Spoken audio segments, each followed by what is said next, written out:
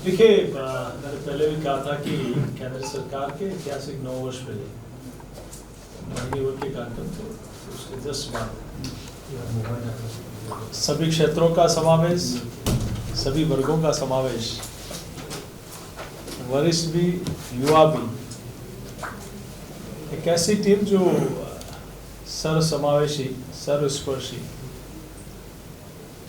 और संगठन में जिनका लंबा अनुभव रहा है और जो लंबा समय पार्टी के काम के विस्तार को दे सकते हैं, ऐसे सब लोगों का इसमें समावेश हुआ है। देखिए, आगामी समय में 5 तारीख को जयपुर में महिला मोर्चा का राजस्थान की इस नकारा सरकार जो महिलाओं की सुरक्षा नहीं कर पाई, आज सड़क से लेकर खेत और हॉस्पिटल से लेकर विद्यालय कोई सुरक्षित नहीं है। दुष्कर्म में राजस्थान देश में 1 नंबर का राज्य बन गया, और वो भी उन परिस्थितियों में जब देश के एक मंत्री सदन में कहते हो कि ये मर्दों का प्रदेश है। इस दुष्कर्म के विषय पर राजस्थान के मुख्यमंत्री स्वयं कहते हो कि इसमें अधिकांश मामले फर्जी पाए जाते हैं, तो कहीं न कहीं राज्य सरकार की जो गंभीरता है वो नहीं दिखती, कानून लचर है, और इसी के कारण एक के बाद एक घटनाएं राजस्थान में हो रही है। इसलिए नारी शक्ति महिला मोर्चा हमारा एक बड़ा 5 तारीख को जयपुर में एक प्रदर्शन होगा। इसके बाद 12 तारीख को झुंझुनू में किसानों का संपूर्ण कर्जा माफी को लेकर जो वादा किया था, उसको लेकर झुंझुनू में किसानों के हक को लेकर 40,000 से ज़्यादा किसानों की ज़मीन नीलाम होने की कगार पर है। फसल खराबे में सरकार ठीक से गिरदावरी नहीं कर पाई, इस कारण फसल खराबे का पैसा नहीं मिल पाया।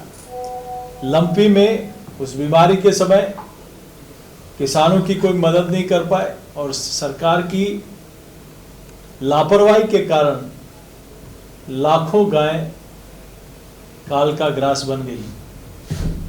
अगर सामाजिक सेवाएं और पार्टी के कार्यकर्ता उसमें सेवा के रूप में नहीं लगे होते तो और ज़्यादा स्थितियां बिगड़ती।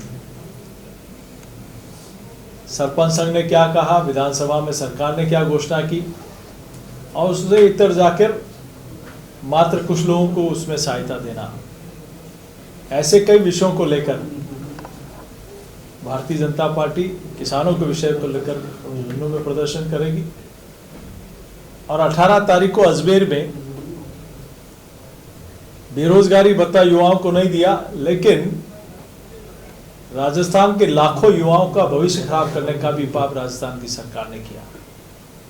इसको लेकर सभी हमारे युवा साथी सरकार के खिलाफ एक आंदोलन करेंगे। ये मुख्य रूप से ये 3 आंदोलन अभी इस माह में होने हैं। निश्चित रूप से इस गूंगी बहरी सरकार को जगाने का काम भी होगा। पिछले 3 महीनों में जिस प्रकार से बड़ी सभाएं हुए हैं, बड़े कार्यक्रम हुए हैं, मैं सोचता हूँ माननीय प्रधानमंत्री जी का हो, माननीय राष्ट्रीय अध्यक्ष जी का हो, माननीय गृह मंत्री जी का हो, ऐतिहासिक कार्यक्रम पिछले 3 महीनों में और रिकॉर्ड तोड़ हुए हैं, जो अब तक की सर्वश्रेष्ठ सभाएं थी। और आने वाले समय में भी इन आंदोलनों के साथ 8 तारीख को बीकानेर में देश के यशस्वी प्रधानमंत्री आदरणीय नरेंद्र मोदी जी की एक विशाल आम सभा होगी, जिसमें रेलवे, हाईवे से लेकर और अनेक प्रोजेक्ट जो राजस्थान को मिले हैं उनका लोकार्पण और उद्घाटन भी होगा। देखिए, कई बार राष्ट्र हित में और देश हित में जो काम होते हैं और भारतीय जनता पार्टी करती है, तो कुछ पार्टियों ने तो कसम खा रखी है कि हमें विरोध करना है।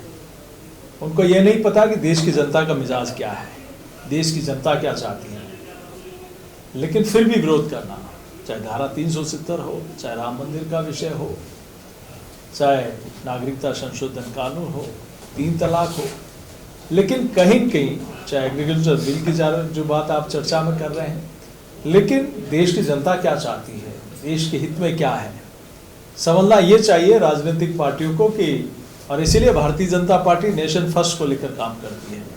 देश के हित में है वो निर्णय करना, वो काम करना। आप देखिए कि धारा 370 का निर्णय क्या पहले नहीं हो सकता था? क्या वन नेशन वन टैक्स का निर्णय इंदिरा जी के समय नहीं हो सकता था? उस समय भी राय दी थी, लेकिन उनको लगा कि देश से पहले पार्टी का वोट बैंक कहीं चला जाएगा। लेकिन भारतीय जनता पार्टी और पार्टी के नेता माननीय नरेंद्र मोदी जी ने हमेशा नेशन फर्स्ट को लेकर काम किया है। आज इसीलिए देश की जनता का अगाध विश्वास और अगाध श्रद्धा उनके अंदर है, और यही ताकत उनकी है। आप ये देख रहे हैं कि जो एक दूसरे को भ्रष्ट और चोर कहते थे, वह साथ बैठ रहे हैं। क्या कारण है? किसको रोकने के लिए बैठे हैं? क्या राष्ट्र हित में जो निर्णय हो रहे हैं वो उनको ठीक नहीं लगते? क्या दुनिया में भारत की ताकत बढ़ रही है वो उनको ठीक नहीं लगता? क्या प्रभु श्री राम का मंदिर बन रहा है उनको ठीक नहीं लग रहा? क्या धारा 370 रखती है वो राष्ट्र हित में नहीं है क्या? तो कहीं कहीं इन लोगों को जो एक लगता है कि हमें अपने धरातल खिसकता जा रहा है, जनता का विश्वास उठता जा रहा है, तो कहीं ये सारी ताकतें मिलकर एक प्रकार का एक बनाने, जो वो कहते हैं ना बेमेल, जो कभी मेल हो नहीं सकता, वो लोग भी दिखाने के लिए साथ बैठे हैं, लेकिन वो संभव नहीं है। देखिए ये तो इसके बारे में तो मैं क्या कहूँगा, लेकिन ये जिस प्रकार का काकस बन रहा है, आप देखिए कि इनका इतिहास क्या है, इनका साथ मिलने का कारण क्या है। आखिर क्या मजबूरी है कि दो सब साथ बैठना चाह रहे हैं जो कभी जीवन में कभी साथ नहीं बैठे? आखिर क्या कारण है कि लेफ्ट और टीएमसी साथ बैठ रही है? क्या कारण है कि ये जो सारी पॉलिटिकल पार्टियां जो कभी एक दूसरे को महाचोर कहती थी, वो सारे एक साथ बैठने का प्रयास कर रहे हैं? तो उसका कोई देखिए, कहीं कहीं उनका खोता हुआ विश्वास, कोई किसी को लाता नहीं है, कोई अपना घर छोड़कर ऐसे ही नहीं जाता, लेकिन इधर उनको भविष्य दिखता है, इनको इधर मजबूत नेतृत्व दिखता है, इधर उनको अपना राष्ट्रहित दिखता है। देश और दुनिया की हर बड़ी खबर के लिए सब्सक्राइब करें नवतेज टीवी, और पल पल के अपडेट्स के लिए बेल आइकन को दबाना ना भूलें, क्योंकि आपकी खबरों का भरोसेमंद साथी है नवतेज टीवी।